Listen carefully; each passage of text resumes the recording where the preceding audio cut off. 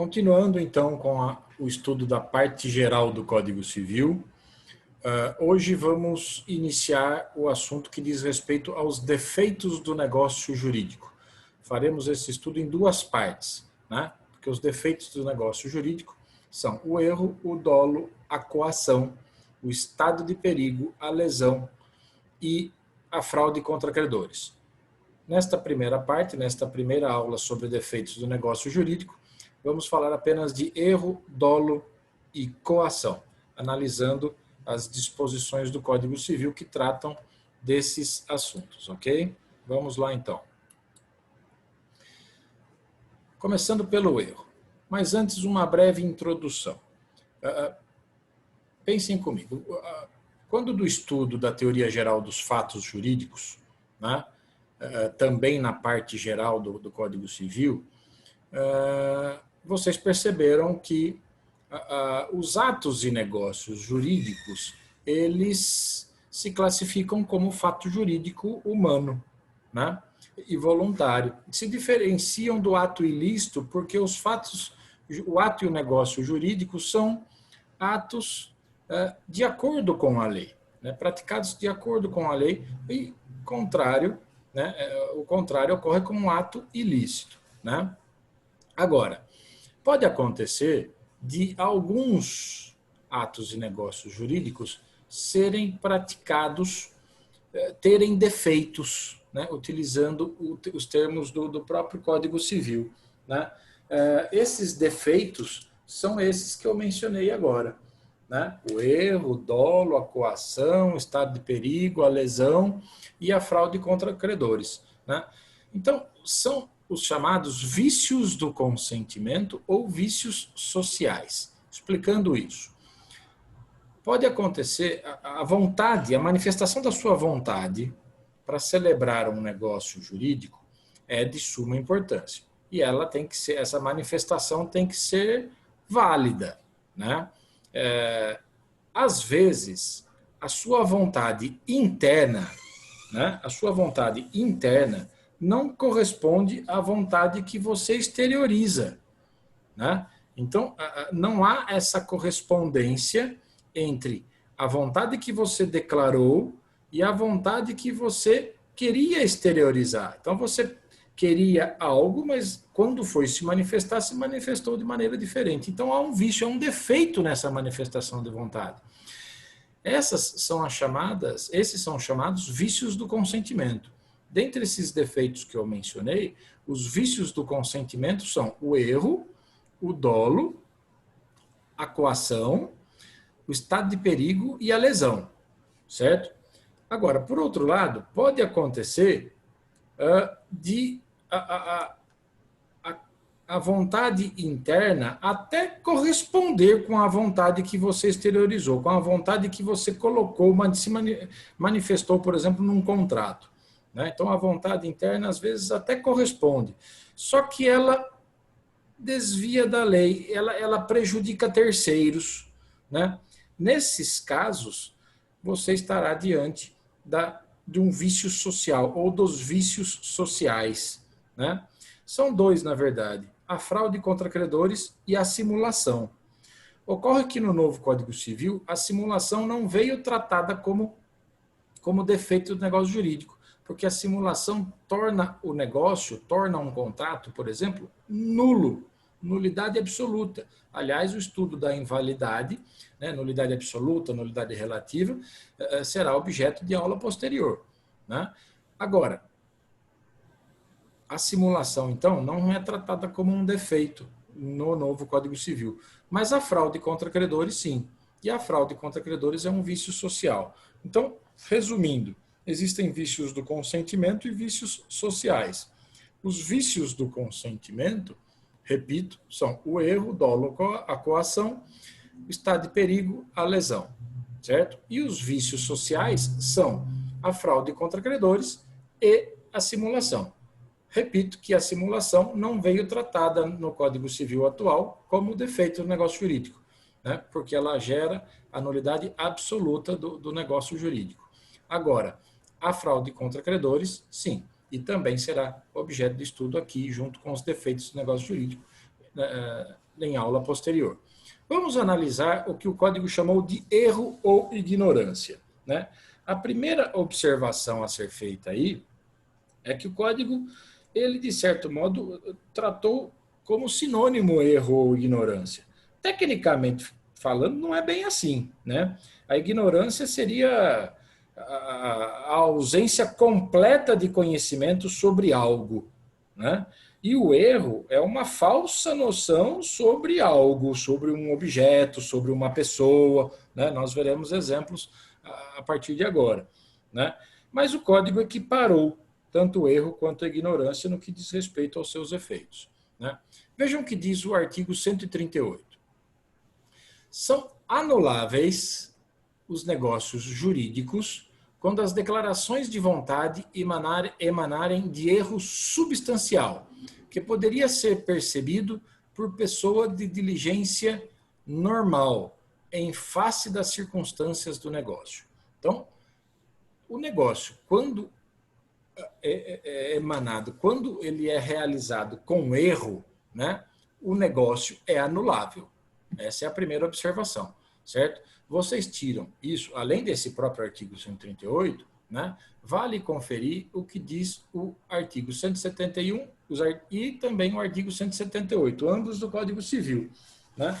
O artigo 171 do Código Civil diz lá: além dos casos expressamente declarados na lei, é anulável o negócio jurídico. E no inciso 2, ele elenca todos os defeitos do negócio jurídico que nós estudaremos. Por vício resultante de erro, dolo, coação, estado de perigo, lesão ou fraude contra credores. Então, se algum negócio for celebrado, se algum contrato for celebrado, né, contendo um desses vícios, erro, dolo, coação, estado de perigo, lesão ou fraude contra credores, esse negócio pode ser anulado por alguém, certo? E reitero que o estudo da invalidade ou das invalidades será objeto de aula posterior, né? Lá no artigo 178, também do Código Civil, né, se estabelece um prazo, né? É de 4 anos o prazo de decadência para pleitear-se a anulação do negócio jurídico contado. Aí o inciso 1 fala de coação, o inciso 2 fala de erro, dolo, fraude contra credores, estado de perigo e lesão, certo? Então, o que é importante saber neste momento? O negócio celebrado, né? Se um negócio foi celebrado com erro, com um vício do negócio jurídico, seja ele qual for, esse negócio é anulável, ok? Então vamos lá. São anuláveis, então diz o artigo 138, né? São anuláveis os negócios jurídicos quando as declarações de vontade emanarem de erro substancial, que poderia ser percebido por pessoa de diligência normal em face das circunstâncias do negócio. Para que um negócio possa ser anulado por erro, né, então nós temos que ter presente 3 elementos, né? Esse erro, ele deve ser excusável, você tira isso do próprio artigo 138, ele deve ser real e ele deve ser substancial, né? Então, quando se diz excusável, traduzindo isso, quer dizer desculpável, certo? Desculpável, né? Então, o que significa? Você tira isso desse artigo 138 quando diz assim, que poderia ser percebido por pessoa de diligência normal, né, em face das circunstâncias do negócio. A redação desse 138 não está boa, né? Há quem diga até que ela esteja um pouco equivocada, né? Mas a verdade é que ser desculpável o erro é um requisito, né? Então, se eu vou comprar um cavalo, né, um cavalo manga larga, né, eu não entendo nada de cavalo, certo? É capaz de eu comprar uma vaca no lugar do cavalo, né? De tanto que eu desconheço esse assunto, né? Não sou técnico nisso, não entendo absolutamente nada, né? E ao invés de comprar um cavalo manga larga, eu compro um pangaré qualquer, né? Esse erro que eu cometi, para mim, é desculpável, é excusável. Por quê? Porque eu não entendo nada desse assunto. Agora, imagine um criador de cavalos, já há vários anos, experiente, cometer um erro desse. Né? Não, não é excusável. E se não é excusável o erro dele, se não é desculpável, ele não vai poder anular o negócio. Uma observação aí, um parênteses importante. Aquele que erra, guardem isso, certo? Erra sozinho. Ninguém induz essa pessoa em erro. Se alguém induzir alguém em erro, nós não estaremos diante do erro, estaremos diante do dolo que estudaremos em seguida. Certo? Então, guardem isso. Aquele que erra, erra sozinho. Erra por conta própria. Né? O erro também deve ser real. Né? E real no sentido de que deve gerar um efetivo dano para a pessoa interessada. Né? Porque se não gerar dano nenhum, aí também não tem por que anular o negócio. Né? Mas ele deve ser real. E substancial. Substancial, o artigo seguinte já explica o que é erro substancial. Né? Então, vejam lá. O erro é substancial quando, no artigo 139, interessa a natureza do negócio, ao objeto principal da declaração ou a alguma das qualidades a ele essenciais. Então, existe aí três casos, né? Erro sobre a natureza do negócio celebrado, erro sobre o objeto da declaração, o objeto principal da declaração de sua vontade, né? E erro sobre uma das qualidades essenciais a esse objeto, né? Um erro quanto à natureza do negócio. Eu analisei uma decisão outro dia de um tribunal em que alguém entregou um bem para alguém, não me lembro qual que era o bem até, mas era um bem imóvel, né? Móvel, né? Entregou um bem para uma outra pessoa, né? Crente que estava vendendo. E aquele que recebeu o bem tinha plena certeza de que estava sendo doado. Está aí um erro quanto à natureza do negócio. Né? É uma venda ou é uma doação? Né? Então, aquele que errou, aquele que cometeu o equívoco, né, ele pode anular o negócio. Certo? Diz aí também erro quanto ao objeto principal da declaração. Imaginem vamos pensar num terreno. Abriu um loteamento novo aí na tua cidade, né? O teu avô, ele é um religioso de fé, ele vai 3 vezes por dia no culto, na missa, na igreja dele lá, né? Vai de manhã, vai à tarde e ao anoitecer, né? Quando abrir esse loteamento novo, né, vários terrenos para comprar, sendo vendidos, né? Em frente à igreja dele, bem perto, a igreja que ele frequenta. Pronto, para ele foi suficiente para ele decidir o quê? Vou comprar um terreno bem em frente à igreja. Já tenho idade avançada, não posso caminhar muito, tenho dificuldade para andar de transporte público, né? Então eu vou comprar um terreno bem em frente à igreja, lá construo minha casa e pronto, atravesso a rua, estou lá no meu culto, na minha igreja, com meu pastor, com meu padre, enfim, né? Ok, ele vai até o ponto de vendas e diz assim, eu quero o lote 10 da quadra 1. Ninguém disse para ele comprar esse lote. Ninguém disse para ele que esse lote é em frente à igreja. Ele foi lá com essa certeza, por isso que quem erra é sozinho. Né? Ao celebrar o negócio, né, depois que celebrou o negócio, o que ele percebe? Ele acaba constatando quando vai levar um pedreiro, um engenheiro para fazer a análise ou a planta daquilo que ele pretende construir, né? Quando isso acontece, ele percebe que o terreno fica a 10 quadras, a 10 quarteirões da igreja dele, fica mais longe de onde ele mora atualmente. Ele errou sozinho. Né? Ele pode pedir a anulação desse negócio, dessa venda e compra. É evidente que ele tem que demonstrar isso, ele tem que provar. E a prova do erro não é fácil. Né? Por quê? Como que você vai provar a sua vontade interna? Porque a vontade interna dele era qual? Comprar um terreno em frente à igreja. Qual a vontade que ele exteriorizou? Errando, mas exteriorizou.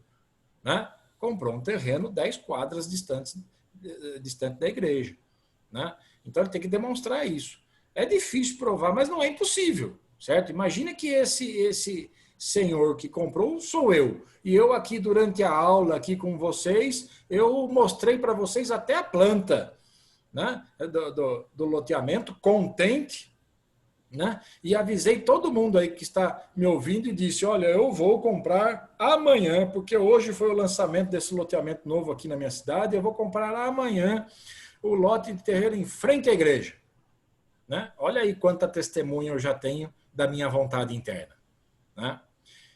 Outra coisa mencionada no inciso 1 é que o erro também é substancial quando interessa a alguma das qualidades essenciais desse objeto. Né? Então, imagine que você vá comprar um relógio ou uma pulseira, enfim, de ouro, né? E você olha aquela pulseira de ouro, você compra crente que aquela pulseira é de ouro, ninguém lhe disse que ela é de ouro. Né? Ninguém lhe induziu em erro. Você foi lá com essa certeza de que é de ouro e comprou. Né? Quando, na verdade, é um latão pintado de dourado. Né? Pronto, uma qualidade essencial do objeto, né? Sobre a qual você errou. Né? Imagine que você aí que está me ouvindo agora é o responsável da turma aí na tua sala, né, na faculdade, para levar a cerveja no churrasco, né, de confraternização de final de ano, certo? E aí tá todo mundo esperando. E em minha história aqui, todo mundo da sala gosta de cerveja com álcool, certo? E em minha história aqui, tá todo mundo lá no churrasco, a carne já saiu e a cerveja está atrasada. Né? E aí você faz o quê? Corre, vai lá no supermercado ou numa distribuidora, enfim, em algum estabelecimento e compra a cerveja. Né? Estava lá branca de gelado, eu quero 5 caixas dessa aqui. Você leva 5 caixas daquela cerveja. Né? E quando chega no churrasco, o pessoal da sua turma percebe que é cerveja sem álcool. Né? Você errou. Ninguém lhe disse que era uma cerveja com álcool e lhe induziu em erro. Não, você errou sozinho. Né? Pronto, esse negócio é anulável. Você pode anulá-lo. Né? Nós veremos em seguida que existe o princípio, expresso num artigo aqui, né, do Código Civil, o princípio da conservação dos atos e negócios jurídicos. Ou seja, é claro que se a outra parte, aquela que não errou, né, se comprometer a executar o contrato de acordo com a sua real vontade, né, ou seja, o seu avô que comprou o terreno longe da igreja, se equivocando, errando a respeito disso, errando sozinho, né? Se aquele que vendeu concordar em entregar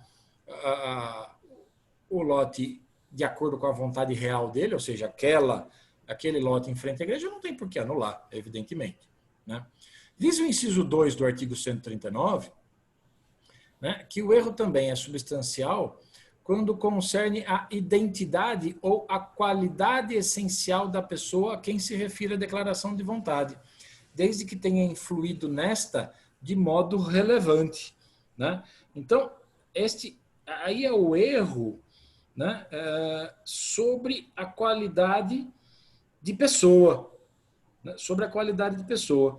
Né? Isso pode até sobre a qualidade ou sobre a identidade. Né? Aquelas coisas bem novelísticas, né? Aqueles fatos bem novelísticos. A pessoa namorou 8 anos a Maria e acabou se casando, né, com Joana, sua irmã gêmea.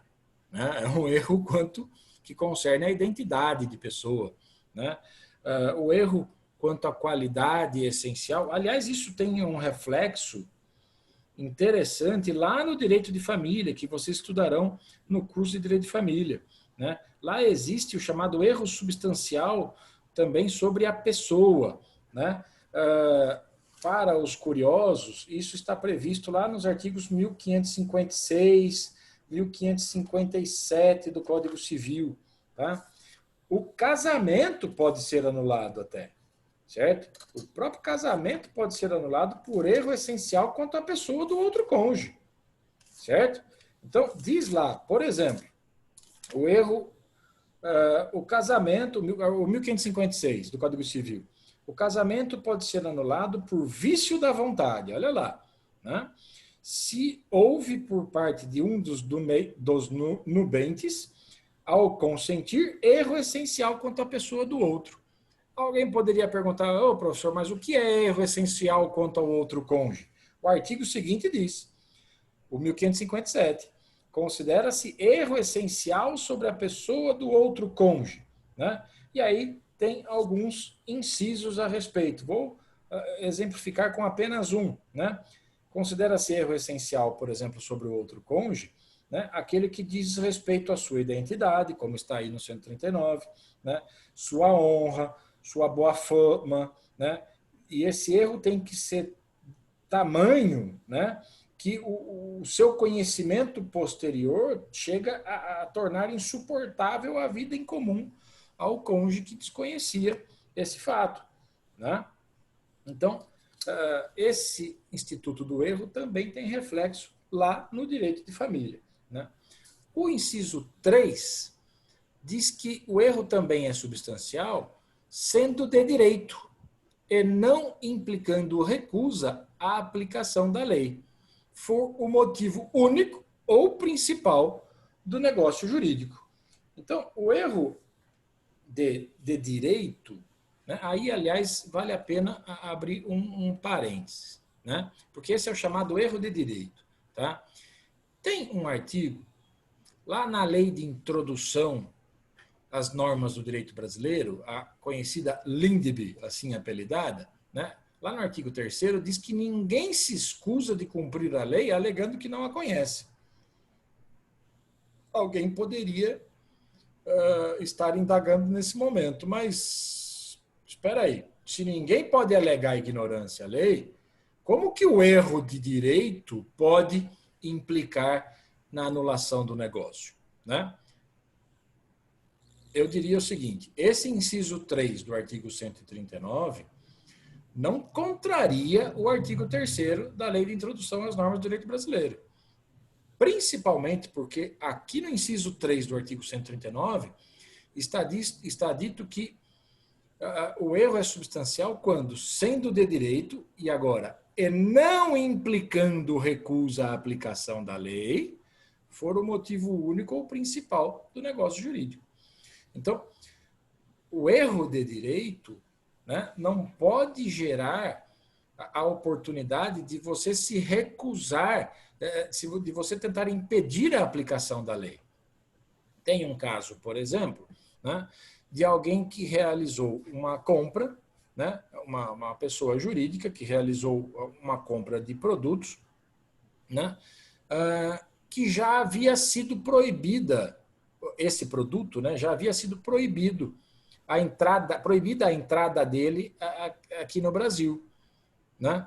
E aí, depois que ele comprou, que ele descobriu isso, né? Então, o produto não ia mais chegar às mãos dele, né? Ele comprou de outra empresa brasileira, mas não lembro os detalhes, mas isso teria que vir de fora, né? O fato é que ocorreu aí um erro de direito da parte dele, né? E esse erro de direito permite a anulação do negócio. Agora, ele queria anular essa compra que ele fez para não aplicar a lei? Não, o contrário. Ele queria anular a compra justamente para respeitar a legislação. Porque esse produto que ele havia comprado já estava proibido, já tinha sua entrada no Brasil proibida. Então ele queria anular o negócio, né, justamente para respeitar a legislação. Por isso que esse inciso 3 do 139 não se opõe, não contradiz o que está no artigo 3º da Lei de Introdução às Normas do Direito Brasileiro. Tá? Mais algumas disposições sobre o erro. Diz lá o artigo 140 que o falso motivo só vicia a declaração de vontade quando expresso como razão determinante. Então, o falso motivo, né, ele não vicia, a princípio ele não vicia a declaração de vontade, né? A não ser que ele esteja expressamente mencionado no negócio como razão determinante desse negócio. Então, a pergunta que se faz aí, imaginem exemplos, né?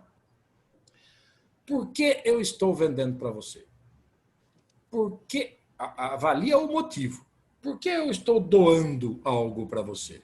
Então, eu posso doar algo para você, por exemplo, a chamada doação meritória, porque você, ou outras espécies de doação, né? Imagine que eu faço uma doação de um bem para você, de uma casa para você, né?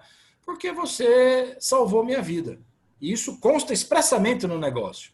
Estou doando essa casa para o Zezinho porque o Zezinho salvou a minha vida, né? E você faz a doação, só que depois você acaba constatando que errou. O motivo pelo qual você doou é falso, ele não salvou nada, ele não participou do salvamento, ele nem estava lá, ele nem ligou para a emergência, para ninguém, ele não salvou, né? Esse negócio aí pode ser anulado. Atenção, que esse falso motivo só vai viciar a declaração da vontade, ou seja, só torna possível a anulação, se esse motivo falso estiver expresso como razão determinante do negócio. Eu só doei para você porque você me salvou, né? Pronto, então agora esse negócio é anulável se esse motivo for falso, né?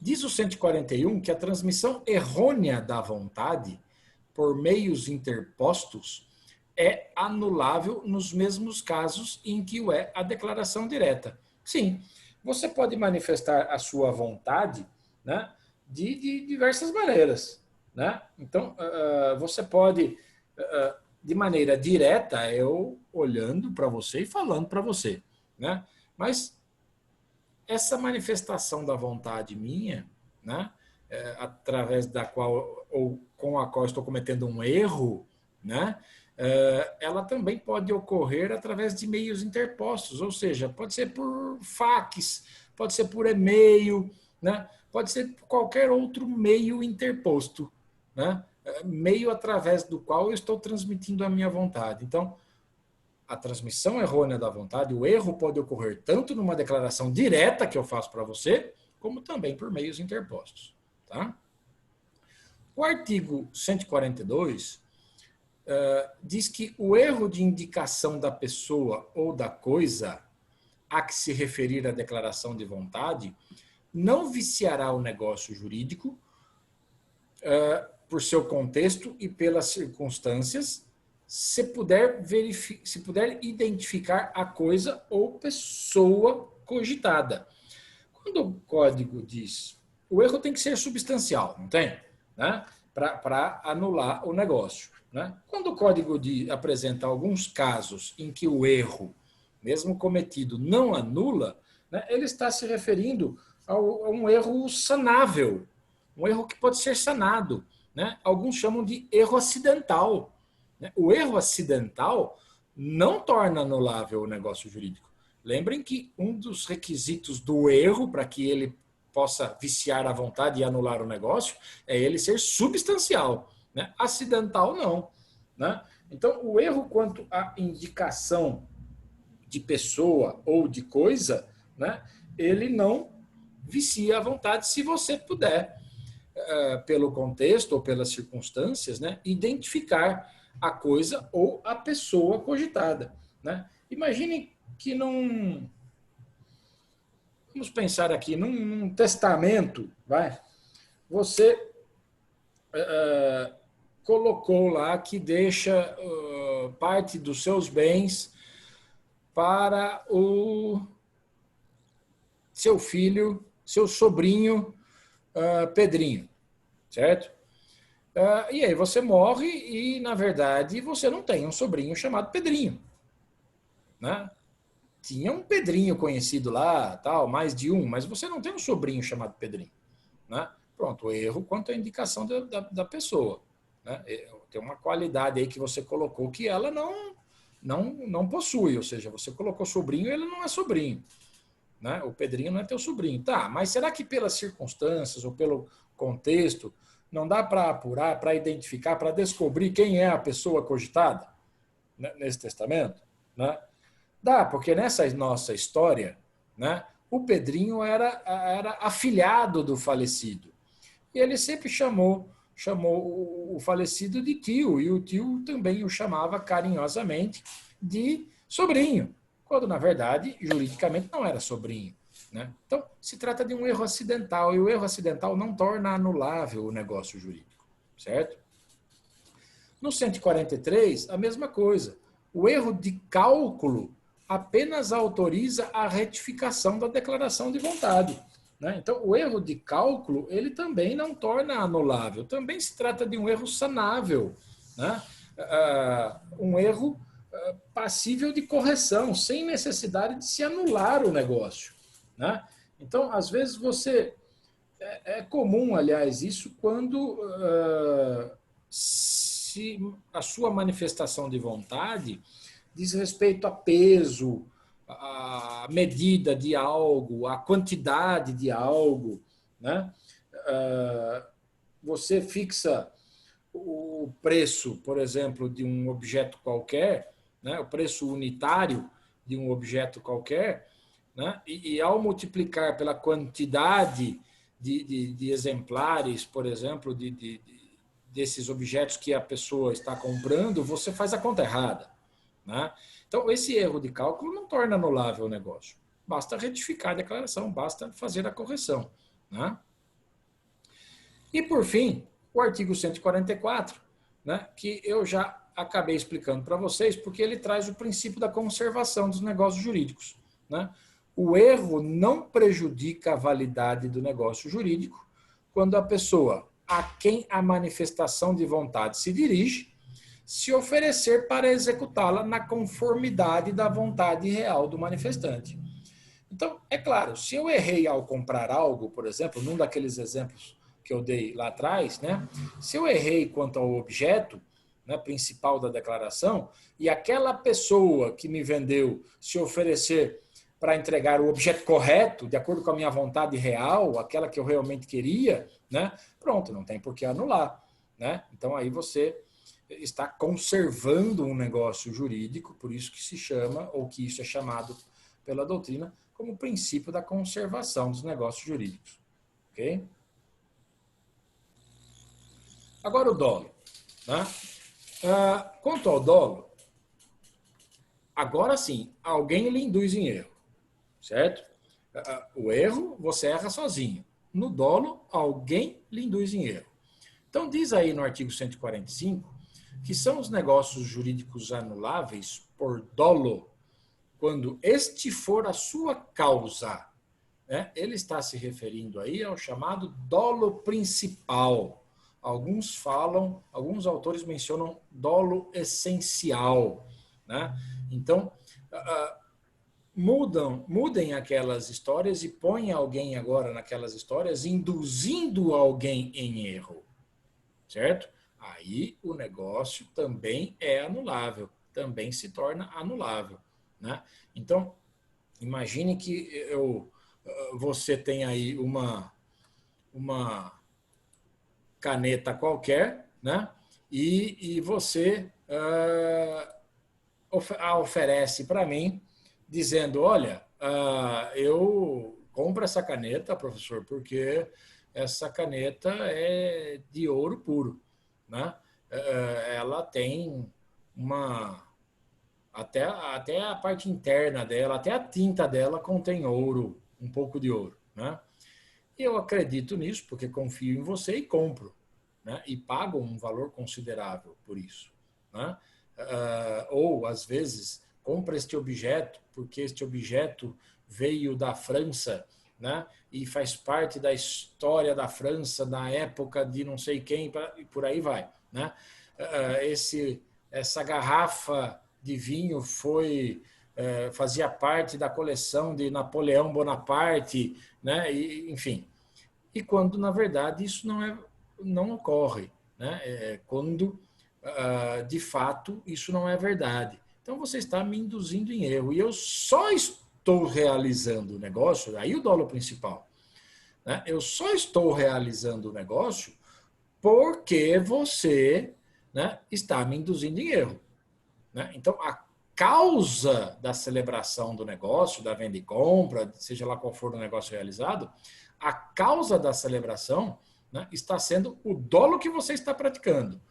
Aí, esse negócio é anulável, né? O artigo 146, ao contrário do dolo principal, ele trata do chamado dolo acidental, certo?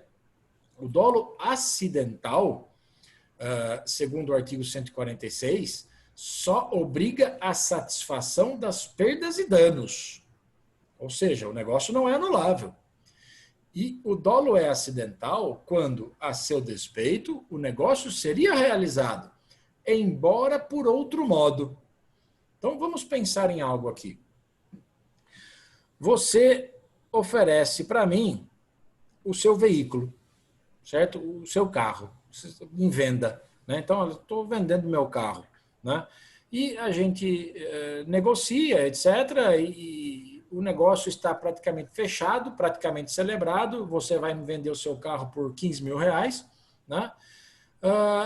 E aí, no meio disso, ou seja, prestem atenção nisso, eu já iria comprar o seu carro, né?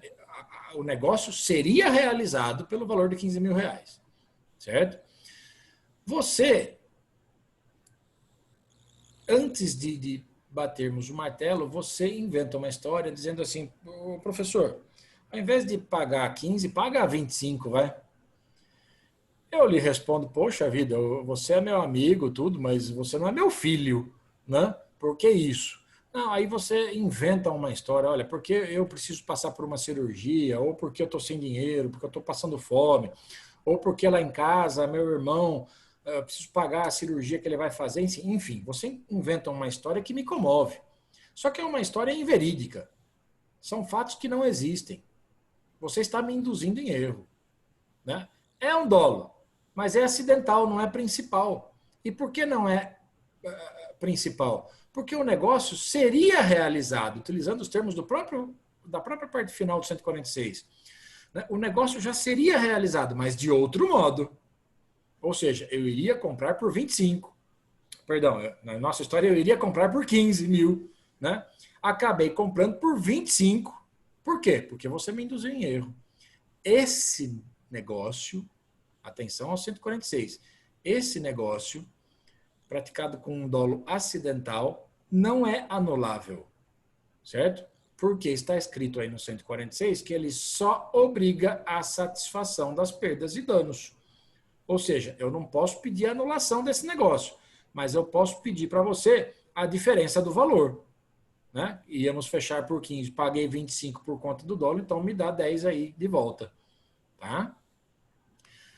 O artigo 147 diz que nos negócios jurídicos bilaterais, o silêncio intencional de uma das partes a respeito de fato ou qualidade que a outra parte haja ignorado constitui omissão dolosa, provando-se que sem ela o negócio não se teria celebrado.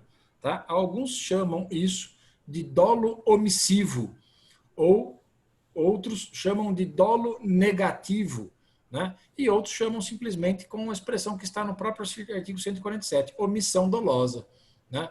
Então, você se calar diante, durante a celebração do negócio, deixando de expor um fato ou uma qualidade de algo que eu não tenho conhecimento, né, também torna anulável o negócio jurídico. Né? Imagine que eu vá lhe vender um terreno, né, que é de minha propriedade, né, e eu já tenho, por exemplo, pleno conhecimento, certeza absoluta, que esse terreno será objeto de desapropriação. Já havia até o decreto expropriatório que não foi publicado ainda, enfim, né? Será objeto de desapropriação. Eu não conto isso para você. Eu me omito, silêncio intencional, omissão dolosa. Eu fico quieto, né? E ao ficar quieto, estou praticando dolo também, o chamado dolo omissivo, ou dolo negativo, ou omissão dolosa, né? Por quê? Que pergunta que tem que se fazer aí, né? Olha a parte final do 147. Provando-se que sem ela o negócio não teria celebrado. Então, se você, comprador do meu terreno, soubesse que esse terreno seria desapropriado pela prefeitura da cidade e tal, né? Você teria comprado? Não, não teria comprado, né? Pronto. Então esse negócio é anulável, certo? Tem um caso real interessante, salvo engano, no Rio de Janeiro, em que um casal, como se diz no interior, casal casadinho de novo, né? Recém-casados, esse casal comprou um apartamento, né? Apartamento bonito, todo novo, né? Ou reformado, né? Bem preservado, conservado, né? E ao morar, vou caricaturizar um pouco aqui para ficar fácil o entendimento, né? Quando passaram, depois que casaram, passaram a morar os nubentes passaram a morar nesse apartamento, né? E vez ou outra, uma senhorinha lá que morava no mesmo prédio, num outro andar, né? Perguntava para eles: olha, vocês estão aí no apartamento, sei lá, 150, né? Do andar tal. É, sim, estamos, que legal, tal. E tá tudo bem lá? Tá tudo bem, né? Ah, tá, então tá bom. Aí passavam mais 2 dias, né? E como é que está lá no apartamento, né? Perceberam algo assim? Não, não. Até que chegou um dia que o casal, ou um deles, virou para a senhorinha e falou assim: escuta, conta pra gente o que aconteceu, alguma coisa lá, né? Tem algo, a senhora quer dizer algo para nós, né? E ela falou assim: não quero dizer nada, mas já que você está perguntando, eu vou contar, né? E aí ela conta que antes deles, antes da reforma, né? Ou era algo assim que o apartamento foi inteiro reformado, porque antes morava lá um casal com filhos, acho que 1 ou 2 filhos, né? E ou não lembro se o marido ou a mulher, né? Se o homem ou a mulher matou o outro cônjuge, matou os 2 filhos e se suicidou. E a senhorinha contando isso dizia assim, era sangue para tudo quanto é lado, né? O que esse casal, recém-casados, né? Esses 2 recém-casados fizeram? Entraram com uma ação pedindo a anulação do contrato de venda e compra do apartamento e pedindo todo o dinheiro de volta. Sabe qual foi o fundamento deles? Dolo omissivo, dolo negativo, né? É um caso bastante polêmico até, porque, salvo engano até, quando esse assunto chegou no Tribunal de Justiça, a votação, a decisão não foi por unanimidade, porque um dos desembargadores lá chegou a afirmar isso. Ninguém tem a obrigação de contar toda a história do apartamento, né? Toda a história de um imóvel, né? Ora, não tinha nada lá que fazia lembrar os fatos ocorridos. Isso não tem essa obrigação. Imagine se todo mundo agora resolver, ou se gerarmos aqui a obrigação de todo mundo, quando for vender algo, contar toda a história. Isso pertenceu a fulano, depois a ciclano, depois a Beltrano, né? Beltrano era um alcoólatra, ciclano batia na mulher.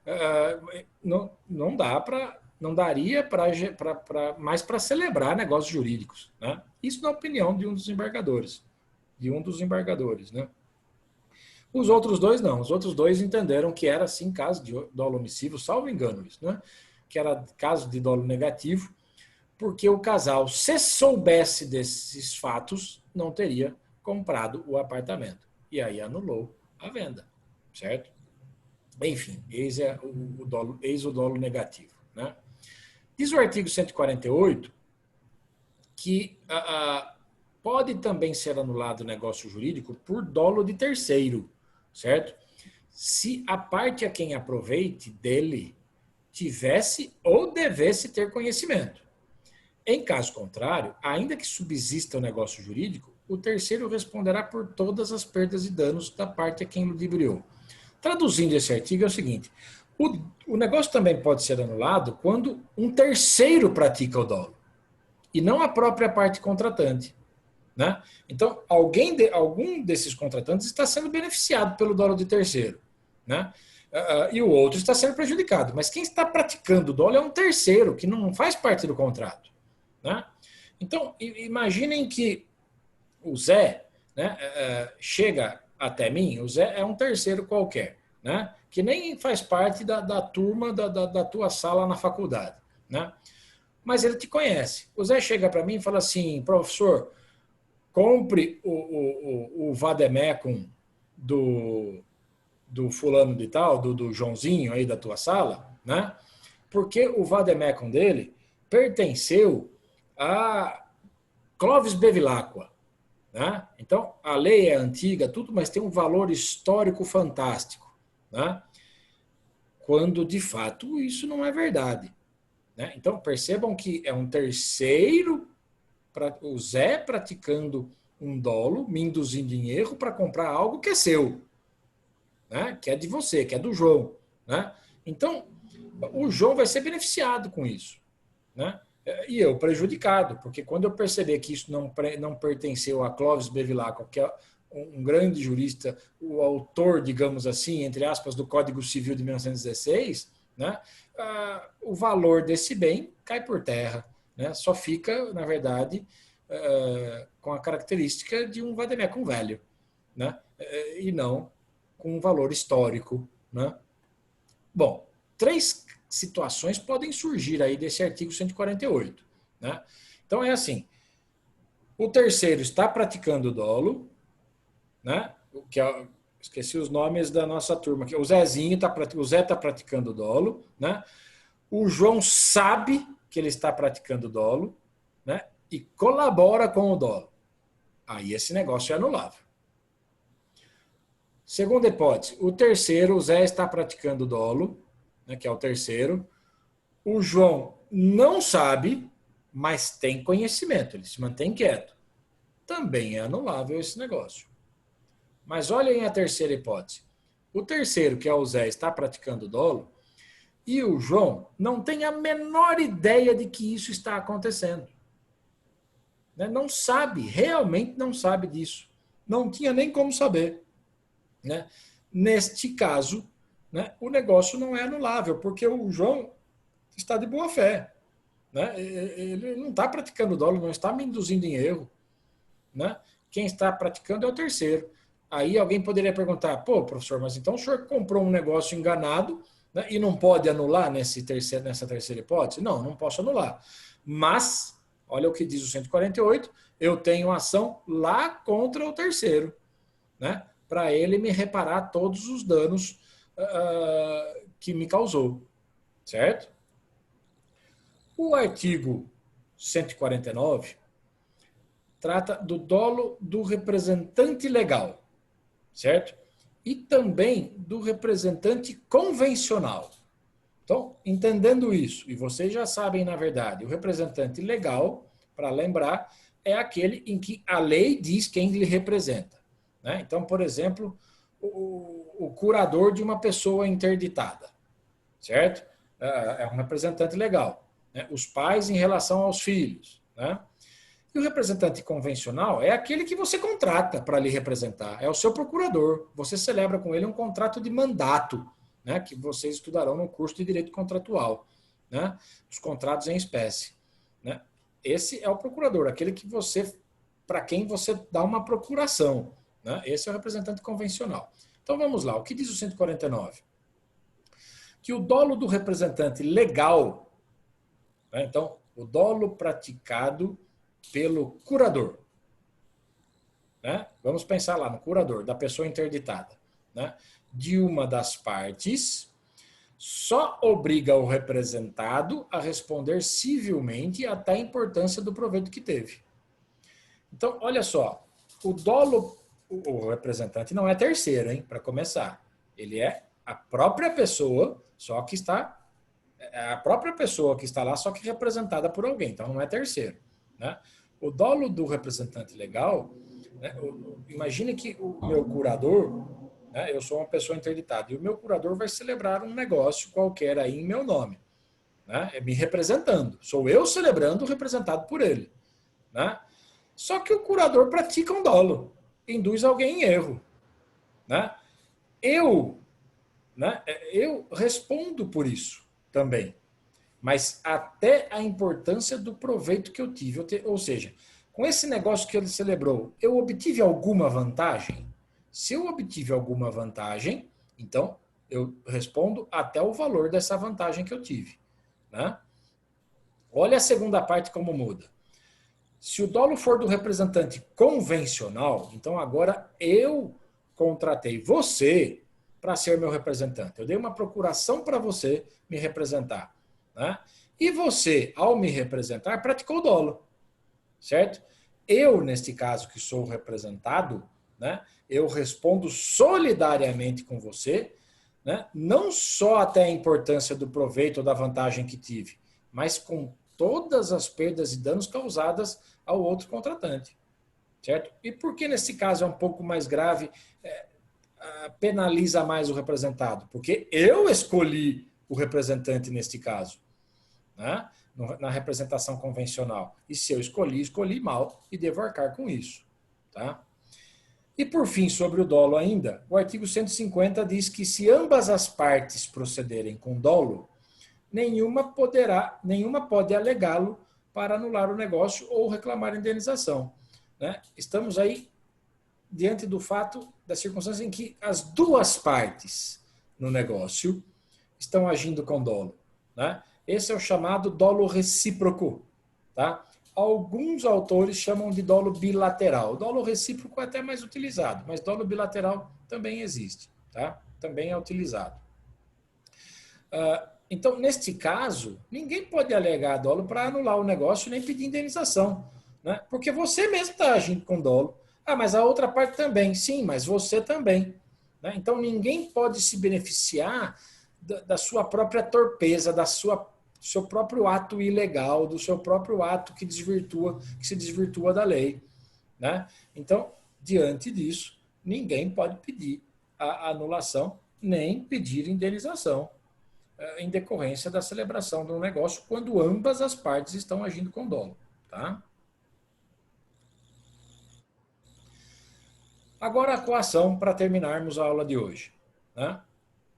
A coação, diz lá o artigo 151, para viciar a declaração da vontade, há de ser tal que incuta ao paciente fundado temor de dano iminente e considerável à sua pessoa, à sua família ou aos seus bens. Uma primeira observação. A coação, que é um vício do consentimento e que torna anulável o negócio jurídico, atenção para isso, é a coação moral, que alguns chamam de coação relativa. Porque na coação moral,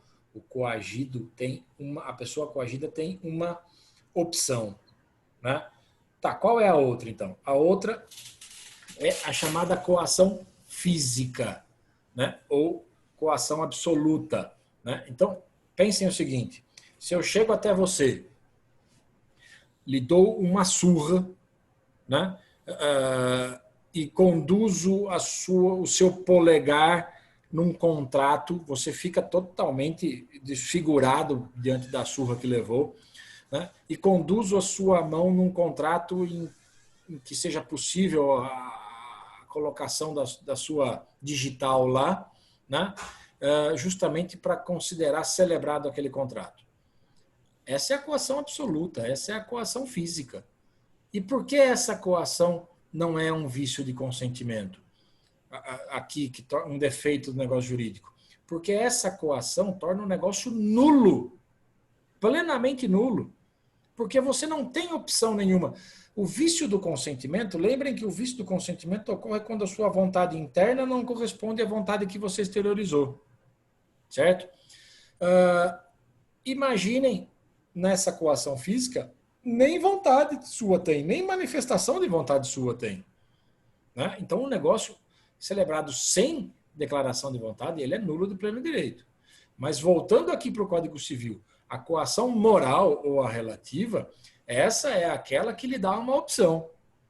Né? A ameaça pode até ser física, em relação, como diz o 151, à sua pessoa. A ameaça pode ser em relação a alguém da sua família, ou pode ser a ameaça pode ser em relação aos seus bens, ao seu patrimônio. Né? Então, se eu chego para você e digo assim, assine aí essa escritura pública de doação da sua casa para mim, senão eu vou te matar. Ou senão eu digo, senão eu vou bater em seu irmão. Né? Ou eu vou explodir o seu carro que está lá no estacionamento. Certo? Eu estou lhe dando uma opção. É uma opção besta. Né? Olha, você tem a opção de assinar, de realizar a doação da sua casa para mim, né? Ou de morrer. Você prefere doar a casa. Né? Então, há uma manifestação de vontade aí. A sua vontade interna era doar a casa para mim? Não. Mas qual foi a vontade que você exteriorizou, que você colocou no papel? A de doar. Mas é evidente que essa manifestação de vontade sua tem um vício, tem um defeito, porque ela só foi emitida por você, essa sua vontade só foi declarada porque você estava sob coação, sob ameaça. Né? Esse negócio, evidentemente, é anulável e, evidentemente, desde que tudo isso seja aprovado. Né?